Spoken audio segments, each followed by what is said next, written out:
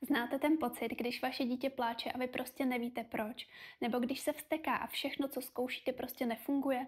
V tu chvíli si možná říkáte, co dělám špatně? Proč to nezvládám, i když se tak moc snažím? Pokud se v tom poznáváte, jste tu správně. Jmenuji se Kateřina Zemánková a jsem psychoterapeutka pro děti a dospívající.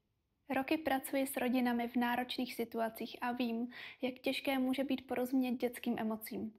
Tento kurz jsem vytvořila jako praktickou podporu pro rodiče, kteří chtějí svému dítěti porozumět a být mu oporou i v těch nejtěžších chvílích.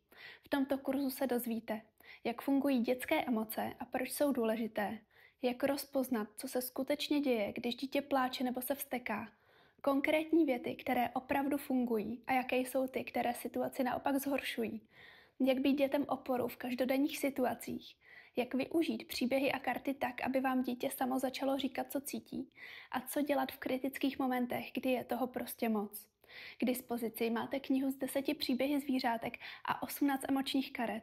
Ukážu vám, jak s nimi pracovat tak, aby to bylo přirozené a účinné. Jako bonus máte ještě pracovní sešit 8 kroků pro více porozumění, díky kterému budete moci vše, co se v tomto kurzu naučíte, ihned aplikovat do praxe. Rozhodně tu nejde jen o další teorii, právě se vám do ruky dostávají nástroje, které skutečně fungují. Pojďte se mnou do kurzu, těším se na vás.